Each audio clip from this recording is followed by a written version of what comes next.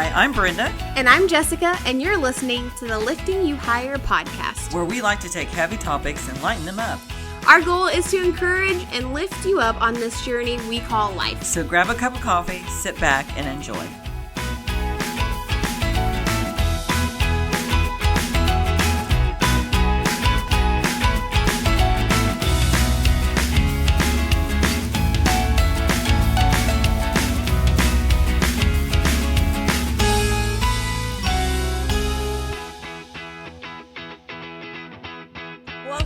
Welcome back to the Lifting You Higher podcast. I'm Jessica, joined as always with my beautiful co-host, Brenda. And we're so excited to be with you again this month. If you didn't know, we post our podcast on the first and third Thursdays every month. So we've kind of been talking about, we've had two special guests for January, and we're so excited to have them. That one went so well. So cool. But today we're going to kind of continue down that path, and we're going to talk about stinking thinking. All right, so tell us what stinking thinking is. Okay, so I remember hearing, things about, that's some stinking thinking. Yeah. So it was kind of like really popular, and I happened to come across some teaching material where there really is a list of stinking thinking. Okay, yeah. And it's by a Dr. Claudia Black, and she did it back in 1996, which, that's, what, two then? What, like 2 years ago? Yeah, okay. 1996, though. Anyway. I kid, But anyway, so she put together this list of what we're stinking thinking. Mm-hmm. And so I thought, it's 2022, and it's like, let's not take any stinking thinking into 2022. Yeah. We'll let the evil twin sisters of 20 and 2021 be gone. Yes. And we will start fresh and ditch this kind of stuff. So the first type of stinking thinking, and you may know people that do this, and something may strike a chord within yourself and say, maybe that's something I've been doing that I need to ditch. And so the first one is called black and white thinking. And this is the thinking that places everything at extremes. It's also described as nothing thinking without anything in between. Like, so there's no gray area, in other words. Yeah. And for example, something is either good or bad, or someone is either a friend or enemy. There's just no gray area. Yeah. It's just that way. It's either, wrong or right. And it's like, now we know that there's like rules of life that are, principles that are wrong or right. Mm-hmm. But this is like, everything is just black and white. And I kind of know some people like that. It's just black and white. There's no gray area. And that's really stinking thinking, because you know what that does? That robs you of having grace and mercy. Yeah, absolutely. Yeah, because there's no gray area to be okay with things not necessarily being, wrong or right, And it kind of, like, we've talked about friendship zones, and so it's either that person is your friend or not your friend. There's no, like, acquaintances that you know. Right. So, yeah, that can... Man, I could never imagine living my life like that. That would be really difficult. I think it would put you in a lot of isolation. Yeah. Because it's like, okay, so this person is either you're my friend or you're not. Or you're my foe. And I'm like, okay, do you really? I mean, we don't live in medieval times where you have to worry about, guarding the castle. But it's like, so they're either your foe, they're not your friend. Mm-hmm. And that's kind of extreme thinking. And it's very, like I said, it's very isolating. And it's very judgmental. Yeah. Oh my goodness, you'd be judging people all the time. Yeah. And we know that when you judge people all the time, it's because you're judging yourself all the time. So it'd just be like a lot of conflict and a lot of isolation. I think nobody wants that. So. Yeah, definitely not. Well, the next one is awfulizing. This is expecting the worst. So, for example, you dented the car. It's not just a dent in the side. It's your car is totaled. Like, everything is the worst, like, oh, I broke my nail. Oh my gosh, like, I'm dying because I broke my nail. It's like thinking of the worst. Yeah. So it's like, and I may have kind of done that about my car when it got totaled, but yeah. So it's like everything. I know it's like you did bad one day at your job, so you just quit it. Mm-hmm. There's no point in going back, and just walk away. And what a way of just cutting yourself off. Yeah. You know, it's like, okay, that's awful. Or it being so negative. Mm-hmm. Oh my gosh. Man, I mean, it leaves no room for grace, like grace for yourself or thinking that God has given you grace, you know? And always looking at stuff in a pessimistic, negative way. Yeah. There's no sunlight. There's no, hope. Would be a very hopeless type of way. Yeah, of living. the world is ending, at every turn. So. And it's also like a perspective. You know, when you think about this stinking thinking, it's like their perspective about everything. It would be so negative. It would just be like, yeah. So the third one would be blaming. So thinking that makes you a victim to everything that's going on, which results sometimes in bad choices. For example, you blame your parents for a lousy childhood, and you're hurtful about it, and so you do criminal behavior too. You know, it's like, I'm owed this. Yeah. Because I'm blaming them. It's their fault, not my fault, that I've turned out this way. Yeah. And it's like, so obviously you're not taking responsibility for yourself. Right. Yeah. Or your actions. Yeah. And we all know people that do the victim thing. And if you, again, it's a perception that you put on everything of your life. Is you're a victim throughout, and it's just like, again, you're isolating yourself, and you're it's like a real kind of like an addiction. Yeah, because you look for that role of rescuer, like you try to find somebody that will rescue you out of your situation. There's a teaching that I'm going to be teaching this year and that I've taken before. It's called Godly and Ungodly Beliefs. And one of the ungodly beliefs is playing the victim.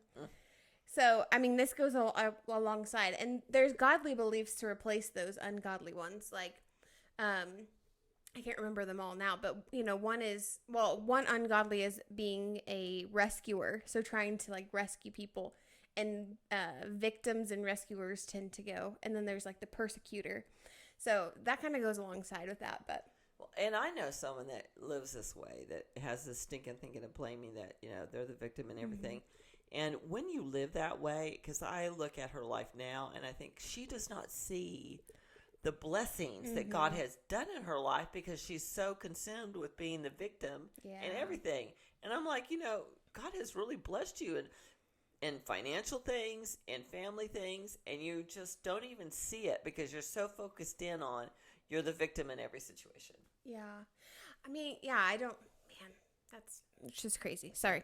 Okay, so next is mind reading. This thinking assumes you know another person's motives or what they're thinking. Oh my goodness, I know so many people, and I think I've fallen into this stinking thinking myself, because I'm like, oh, they think I'm failing, or they think I am not good enough to be in this role or position or whatever. But you're just getting down on yourself. Like, that's not what they're thinking.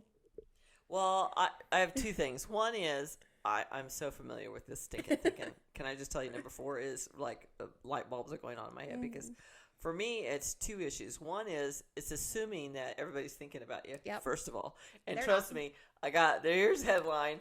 Everybody is not thinking about you. They're not thinking about you. I have to constantly remind myself, it's like, Brenda, you're not on their mind as much as you think you are. Yeah. Okay. And the second thing that I have to remind myself is that, and I once heard a pastor preach about shadow boxing, and I thought, oh my gosh, this is so good, about how, as a boxer, you practice boxing by pretending that someone's in front of you, and you're, how you're going to throw a punch, how to counter pound, how to protect, blah, blah, blah. And so how much time, Brenda, are you spending shadow boxing with what you think someone is thinking about you? Yes. I mean, what a waste of brain.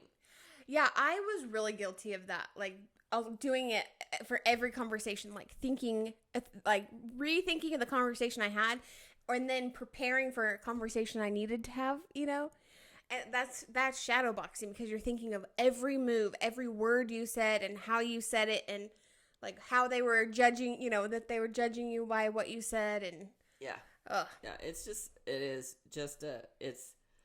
exhausting. Yes. And it's so counterproductive to what God wants to do. And it's just like, I really do believe it's just from the enemy. I mean, it really is, to try to distract you, try to make you feel like a failure and not move forward. and do what he wants you to do to get done, because you're assuming, well, they thought that. Well, really, did they say that? No, they didn't say it, but I'm pretty sure that that's what they were thinking. Oh, really? You got a superpower where you can read someone's mind. You're reading their mind. Okay, No. okay. All right. Well, that's awesome. Okay. And so it's, I have to go through that cycle sometimes, all in my head, to bring me back to the point where then I can move forward and then do what I need to do to get done. Yeah, it's a real stumbling block. Oh, horrible. Whew. So number 5 is unfairness or injustice thinking. And what this stinking thinking is about is this is thinking that judges other people's actions according to what you think is fair or just. Oh, man. So who wants to be around someone who judges people all the time? Nobody's going to raise their hand. Nobody. I mean, it's just like, do we have to bring Tammy? I mean, do we have to include her in the group? Because it's like, who wants to be around that judge? Yeah. Nobody. Yeah. So anyway. Gross. Okay, so number 6 is rigid thinking. This is being so firm or set in your ways that you're not open to any other possibility. Even in the face of evidence, so like somebody could say, no, open your eyes, go outside, look, the sky is really blue, and you're like, no, do not confuse me with any other evidence or any other information. It is green, and that is, I'm sticking to it. So it is like, you've made up your mind and you're not going back. Yeah, it's kind of like my way or the highway thinking, and what a bondage that is. Yeah. And I think it's really prevalent right now. Mm-hmm. It's like I don't care what you're saying. This is what I believe, and I'm sticking with it. And we're not talking about biblical beliefs. It's like, because those are solid. That is something that isn't going to waver. We're talking about just a lot of. You see that a lot in politics right now, and you see that a lot in the news. It's like, I don't care what the facts say. This is what I'm going with, and that's the way it is. And if you're not coming along, then so be it. Goodbye. It was nice knowing you. Mm-hmm. Again, we're talking about isolation, and we're talking about a real blinders kind of thing. It's like, and I think it has a lot to do with control too. It's like, if it's my way, I'm controlling it, not anybody else, and I don't care what the facts say. It's my way. Yeah, absolutely. Because a lot of people don't feel like they're in control of anything right now. No. It's, and we may not be, but yeah, I think it's a real mind control type of thing. Yeah. And so the next one, number 7, is unrealistic expectations. Unrealistic expectations. Guilty. And these occur when you have expectations of yourself or maybe others, and they're not met. And so the end result is then anger. So I have expectations that I'm going to lose 10 pounds in January, and then I don't, and I'm angry with myself. And so then I just take it out on Jessica because, she's around. Or you beat down yourself, or fall into one of these other stinking thinkings, Yeah. Yeah, so rein in your expectations. In fact, you should probably go with no expectations. I'm going to show up and I'm going to do this, and I'm going to be faithful, and we'll see what happens. But I'm not going to put pressure on myself to be perfect or expect other people to be perfect. That's another thing. It's like we get into that zone where, well, they didn't call me when I wasn't feeling good. Yeah, Tommy, my husband, didn't, tell me he loves me every day and bring me flowers every day. It's like, that's right, because that's not real life. That's not reality. So, we have this unrealistic expectations. Yeah, and can we just say, like, last year, I think in January, we did 2021 goals, and not like, resolutions, and not resolutions. We did goals, and that was helping our mind not have expectations that I am gonna lose 15 pounds this year, or I am going to go for a run every day. It's more of a goals, because I feel like when we set goals for ourselves instead of like resolutions, it has blurred edges a little bit, so we're not so confined, like it has to be this. Or you're failure. Yeah. Yeah. So, that's that whole, well, I think a lot of people have they don't put expectations on themselves. They put expectations on other people. And then it's like, well, there goes another person that just failed me. They didn't do it. It's like, really, stop it. Yes, yeah. Stop putting expectations on people. They are going through life just like you are, and they're doing the best they can, and just like you're trying to do the best you can. So have some mercy. Yes, have some mercy, because mercy's being given to you. That's so. right. Okay, number 8. Should, must, ought, always, and never, also known as the imperatives. This type of thinking is often present when you have unrealistic expectations of yourself and others, even though it only may be sometimes that that event happens. So, like, we're talking, like, when we're talking or thinking about it, we use words such as, well, it always has to be, or it will never be, or you shame yourself or others by thinking that way. Yes, yeah. So, she never shows up. She never cares about me. She never gives me the She never calls me, or She never gives me the affection, or he never gives me the affection that I need. They never make me feel wanted or needed, or that even they really love me. And so it's like extremes. It's like, really, they never ever showed you. That they care about you. Really? Okay. Well, Oh, really? Well, what about this or that? No, right, they never did. So they brought you a car.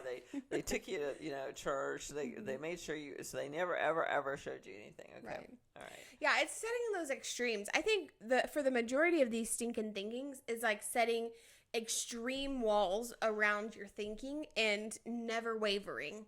So I think to get away from this stinking thinking, we just need to let the walls down, and which can be terrifying sometimes, because you have to trust the people that you have surrounded yourself with. But also, God has given us so much mercy and grace for our lives. Like, we're not perfect; we screw up, and so we should give the same grace and mercy to the other people around us and to ourselves, especially. We can be so hard on ourselves. Absolutely. Man. Well, and that's how the enemy works, is to just beat us down on the inside. I mean, it's the battlefield of the mind. So it's like, if I can make them feel inadequate, then they won't do anything for Christ, because they're so consumed with how inadequate they feel. It's all a game. It's all a mind game. So number 9 is, and this one is, again, this is one I have to like nip in the bud. Yep. It's called negative self-talk. And these are negative tapes that you play over and over again in your head, and they could be messages from the past that you may have internalized and now seem to operate automatic pilot whenever you make a mistake or fail to meet your own or someone else's expectations of you. And so basically what's happening is that that tape just runs in your head. It's like, you're stupid, you always mess up. You always mess up, you never can say the right thing. Or you never, it's just that constant tape that's rolling over and over in your head again whenever you feel like you haven't done what you wanted to do. And that is so destructive. So, yeah, I mean, just, it's like you're getting beat down over and over, and then eventually you'll just be like, okay, yeah, I'm nothing, and just, de-isolate yourself. I mean, I mean, the enemy doesn't seem to need to send a force of demonic forces over to beat you up. You're doing it all on yourself. You're doing his work for it. And it's like, thank you. I can move on to better things, because you've taken care of making yourself feel horrible. Goodness. Okay. Name calling is our last one. Name calling and labeling. This is where you call yourself or another person names such as, I'm so stupid, or I'm dumb, I'm such an airhead, and so forth. But man, I feel like, again, we are so hard on ourselves, especially us ladies. We are. I know that I've had to honestly work on that, because I've called myself. You're a failure. Nobody's gonna want you to work with them because you were a failure. Now, some of that is good because it pushes me, but if that is on repeat, like you said, it's over and over and over, that's not good for us. Yeah, you're an idiot, or you'll never succeed. You'll never be anything. Yeah.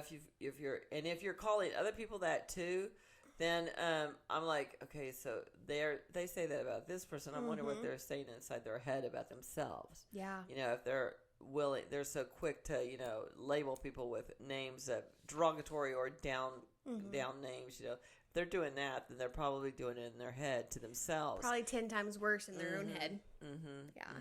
And so again, you've done the enemy's job by beating yourself down to feel like you cannot achieve anything.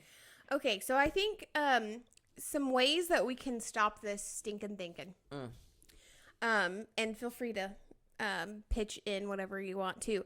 But I think is recognizing that we think this way is the first step. Like recognizing that, oh yeah, I do get down on myself often. You know, I call myself stupid, or I'm like, oh my gosh, why did I do that? I'm such an airhead. Is first identify and know, and you know, realize what you're saying. And then two is give it to God. Like be like, God, I am like really talking down to myself and other people. Like help me realize and help me get rid of that. And then when it comes up again, like you're about to say something, he's going to put a little quip in your spirit and you're like, oh yeah, I need to give grace because grace has been given. Yeah, that's good. And also you need to be aware if you're in a relationship, whether it be friendship or whatever, or a husband or a spouse or whatever, with someone that is really deep into one of these stinking thinkings, again, the revelation of what it is the first step. Yeah. And so this is something for you to pray about over this person. Like, you know, do you have a parent that is, oh my gosh, it's like their way or the highway, you know, there's no black or white. Yeah. It's all black and white. There's no gray area, you know. So is this a relative that you're in contact with a lot that you need to really start praying for them to get delivered from that? Yeah. Because it's affecting you by having them in your life, and it's not like you can cut them out. Yeah. And I mean, you could, but that's not the answer. Yes. And so, you know, this is giving you a pinpoint of what to pray about. Yes. Yeah. Okay, well, thank you guys so much for joining us. Yes. This has been fun. We've had well, it seemed like we didn't have any time off, but we took a couple months off and just filmed ahead of time. So it was really nice to have some time off and now get back into the swing of things. So yeah. Christmas is over. Christmas is over. New Year's is over. We're already in February. That's man. right. I know. Okay. It's crazy. But anyway, where'd the month go? But it's I know. gone. It's gone. Well, just remember, as always, you are so incredibly loved by the Father and by us. You are beautiful inside and out. God has a plan and a purpose for your life. And if you don't know what that is, just challenge you to pray and ask the Father what that is, because He has created you for a purpose. And you are so needed. Don't ever forget that. And we just pray a blessing over you, and we just pray that you stay safe, and that this year really is just an abundant year for you, and that God really reveals Himself to you guys. So we will see you soon.